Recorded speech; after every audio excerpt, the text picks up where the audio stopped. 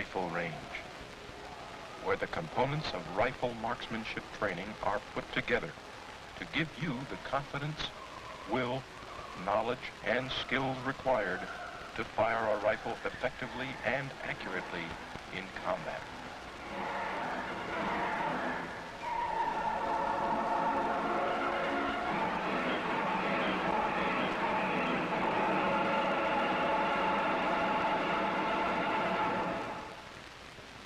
During the next 24-hour block of instruction, you will learn what is known as the integrated act of shooting.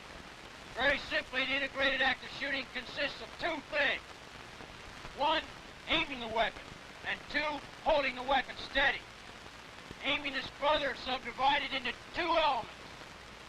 One being sight alignment, and two being placement of the aiming point.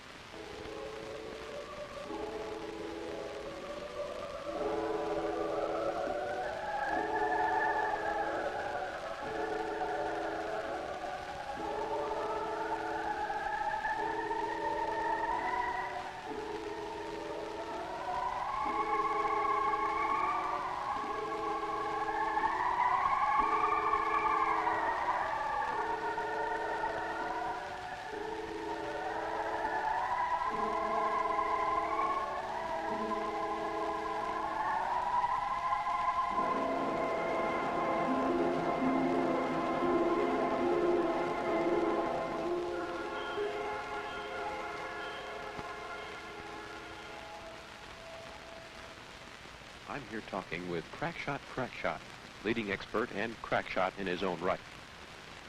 Crackshot, what is the technique that you use for obtaining correct sight alignment and placement of the aiming point?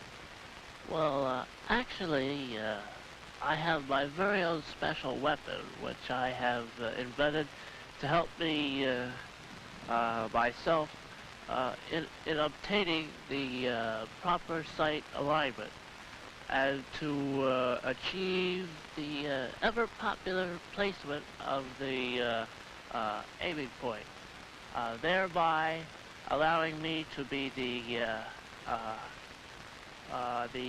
crack shot that I naturally am. I see. Do you have this weapon with you? Well, yes, I do. Would you show us? Well, yes. This is it right here. As you can see, it's slightly modified here in the rear and the front. The rear and the front sight post here. Yes, well, that's an M16. Well, yes, it is. Only slightly modified, as you can see here. Oh, yes, it is modified, but how does that help you? Well, what I do is I take the front and the rear sight post here, and to be assured of a direct hit is to align them in such a manner as to put this in the center of this, thereby allowing me to...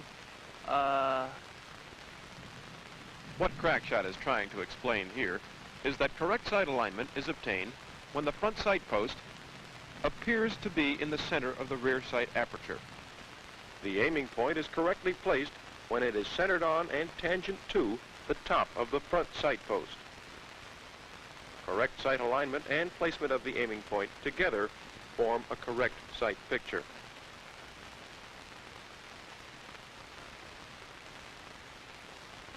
Applying these techniques properly, then, the rifleman would successfully engage targets at various ranges.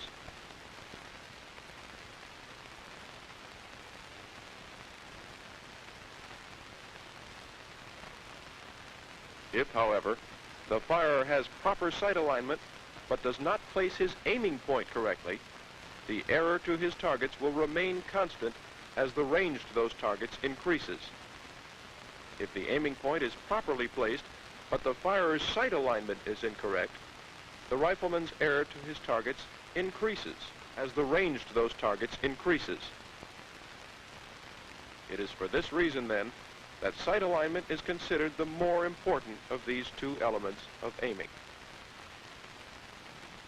Also, it is important for me to remember to focus my eye on the front sight post last before I fire, and What Crackshot is trying to explain here is that the last focus of the eye, that instant the weapon is fired, should be on the front sight post. A perfect sight picture should look like this: an indistinct rear sight aperture, a clear front sight post, and a hazy aiming point. By maintaining a clear, distinct front sight post, the firer can more readily obtain correct sight alignment and a perfect sight picture. The second component of the integrated act of shooting is holding the weapon steady. There are 8 factors which affect steady hold with the rifle. These steady hold factors are similar for all the primary positions.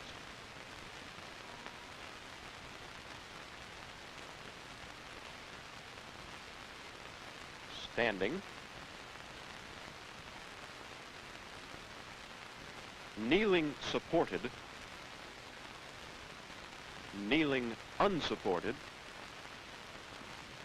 foxhole supported,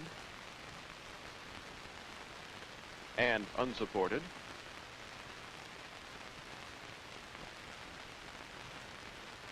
and of course the ever popular prone supported and unsupported.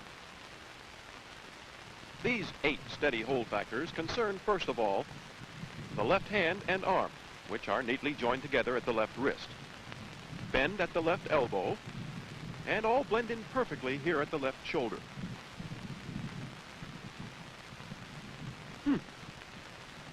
Well, anyway, here's how it should look. The rifle should rest in the V formed by the thumb and forefinger of the left hand and across the heel of the hand. The grip on the rifle should be relaxed, but at the same time exerting a slight rearward pressure. The left wrist should be kept straight and the left elbow as far under the rifle as the conformation of the body permits. The second important steady hold factor is the butt of the stock in the firer's shoulder pocket. I use my shoulder pocket to keep my cigarettes, some pens and pencils, crayons, and my chewing gum, and... That's your chest pocket, Crackshot. Oh, yes, my chest pocket, yeah. The firer must place the butt of the stock firmly into the pocket formed in the right shoulder. The proper placement of the butt lessens the effect of recoil, helps steady the weapon, and prevents the butt of the stock from riding up on the shoulder when the weapon is fired. Third of the 8 steady hold factors is the grip of the right hand. I use my right hand to grip my cigarettes and my crayons, my pens and my pencils and my... Crackshot!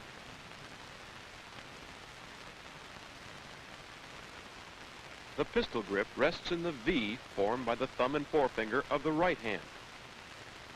The forefinger is placed on the trigger so that a slight amount of daylight can be seen between the side of the receiver and the forefinger. The remaining fingers are wrapped tightly around the pistol grip. Apply a slight rearward pressure with the right hand to keep the butt of the stock in the pocket of the shoulder. Keep the pressure firm enough to provide for minimum recoil effect. Which brings us to the often used, little talked of, right elbow. The right elbow provides balance to the firer's position. The correct position helps to form the shoulder pocket for the butt of the stock, but the exact location of the right elbow will vary in each firing position. The fifth important steady hold factor is the firer's stock weld. The firm contact between the firer's cheek and the stock is called the stock weld. The stock weld has 2 important functions. First, to keep my chewing gum in,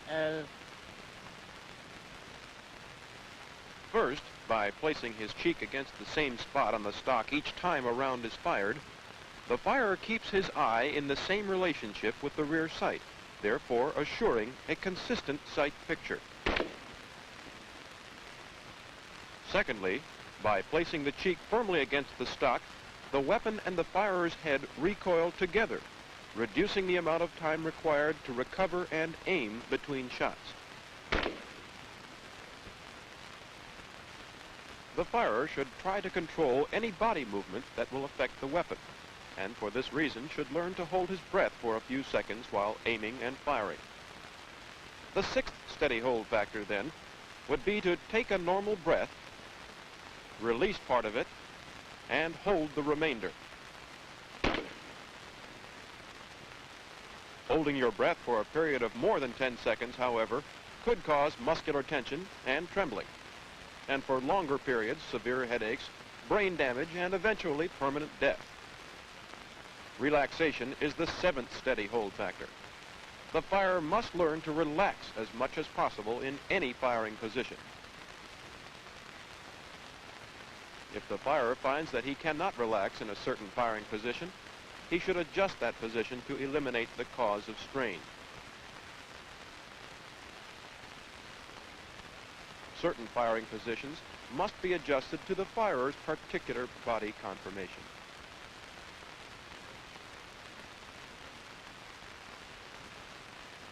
The eighth and most important of the steady hold factors is trigger control.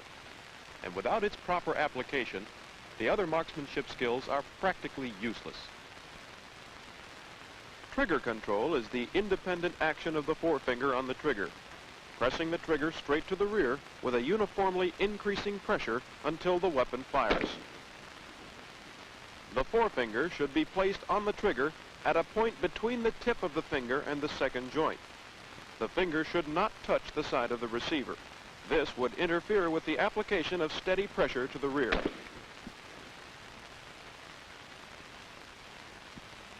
The majority of shooting errors stem directly or indirectly from the improper application of this technique. Failure to hit the target may be caused by the firer jerking the trigger.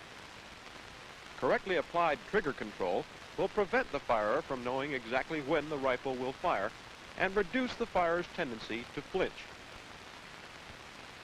And you might be able to get a good sight picture and apply the factors of steady hold. But if you're afraid of the rifle when you fire, you won't be able to apply proper trigger control.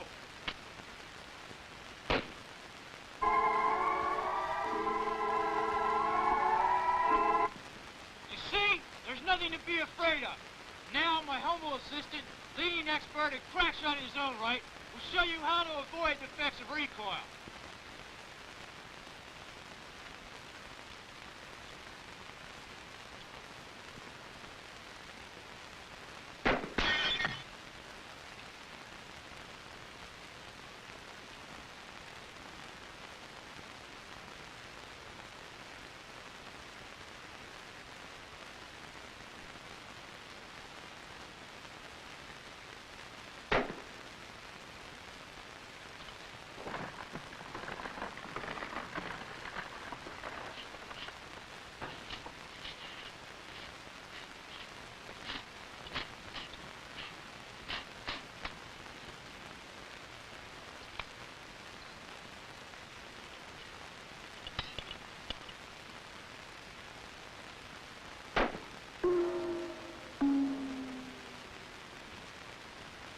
You didn't feel a thing, did you, crack shot? Actually, I didn't feel a thing. We can see then that the firer has nothing to fear from the recoil of the weapon. Nevertheless, at the beginning of your preparatory marksmanship training, your shot groups may be a bit too large and out of shape.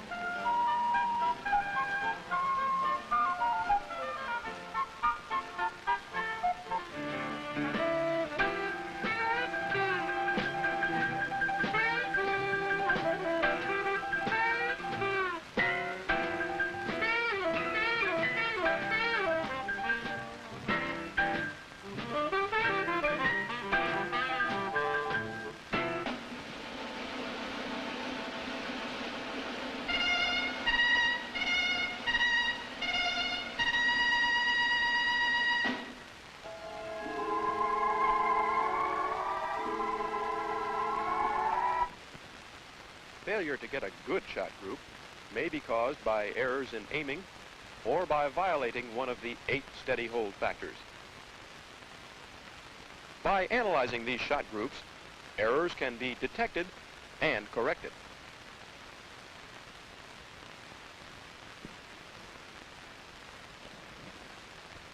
Follow-through is used in every sport. In rifle marksmanship, if the principles of follow-through are applied, the firer can detect errors which were present when the rifle was fired. By holding the sight picture for just a moment after the weapon fires, the firer can see the error, analyze it, and have a basis for correcting it. Proper follow-through consists of continuing to press the trigger to the rear, concentrating on the front sight post, and holding your breath. All this just a moment after the weapon fires. Closely related to follow-through is the process known as calling the shot. When the firer calls the shot, he indicates that point on the target at which his rifle was aimed the instant the round was fired.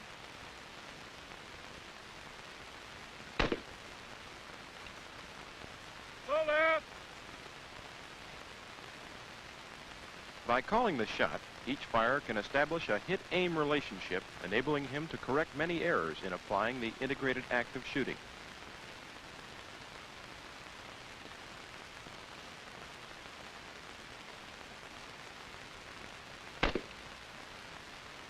Right!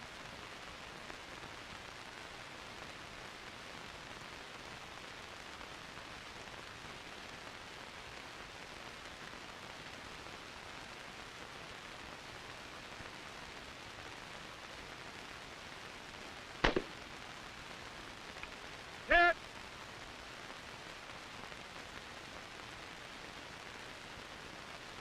To help in detecting and analyzing shooting errors, the firing data card is used. The firing data card provides the instructor and the firer with a record of calls, hits, and firing positions used.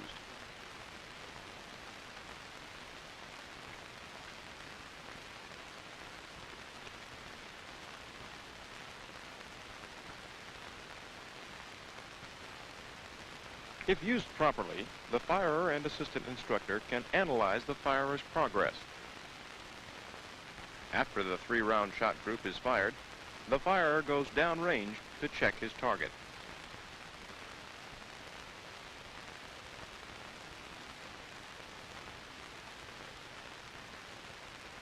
By comparing the hit target with the call target, the firer and assistant instructor can often detect errors committed in the integrated act of shooting.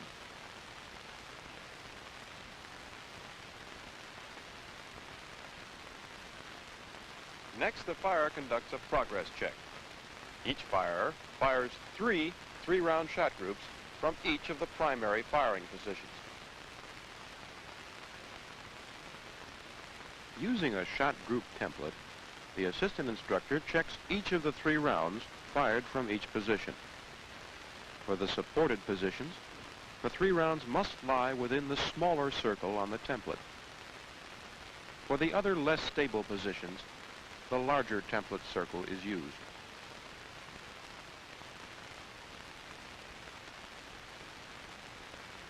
Once the soldier has demonstrated his ability to fire tight 3-round shot groups, it is then only a matter of adjusting the sights on the rifle to place the strike of the bullet where the firer wants it. In adjusting sights, there are 2 variables to be considered. These are elevation and windage. The sights of the M16A1 rifle are unique in that both the front and rear sights are adjustable. The front sight is adjustable for elevation. Elevation is raising or lowering the strike of the bullet.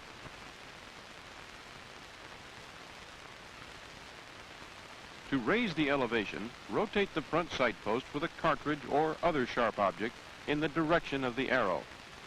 Rotating the sight 1 click will raise the strike of the bullet 1/2 of one of the squares on the target.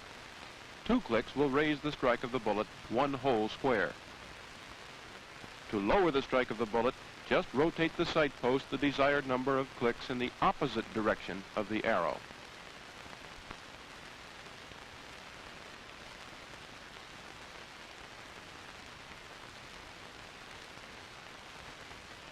The rear sight is adjustable for windage. Windage is moving the strike of the bullet to the left or to the right. The windage drum is located on the side of the carrying handle. To move the strike of the bullet to the right on the target, rotate the windage drum the desired number of clicks in the direction of the arrow, remembering still that 1 click is equal to 1/2 square on the target.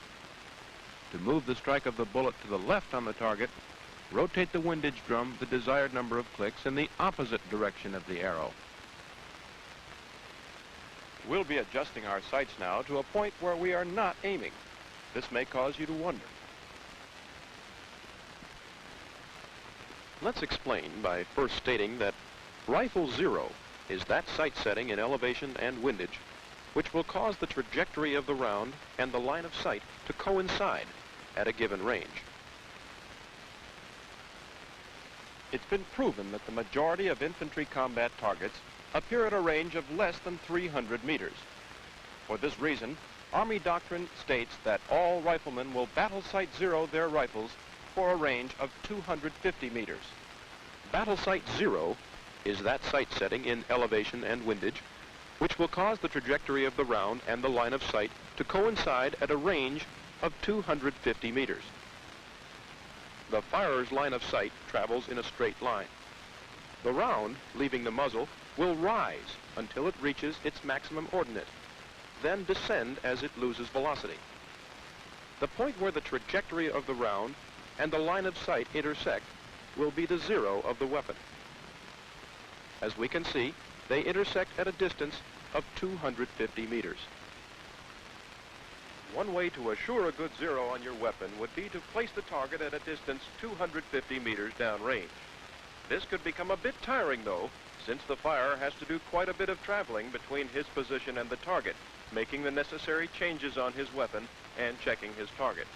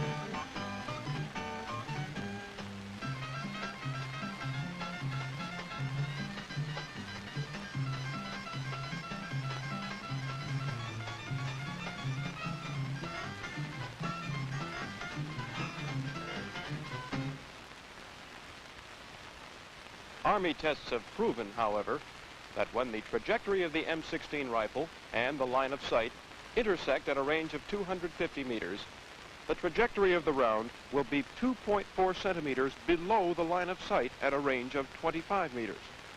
For this reason, a black X is placed on the 25-meter target exactly 2.4 centimeters below the point of aim. The soldier lines his sight on the point of aim, the bottom of the cutaway portion, but adjusts his sights until the strike of the round is on the black X below the point of aim. The line of sight and the trajectory of the round will then intersect at a range of 250 meters.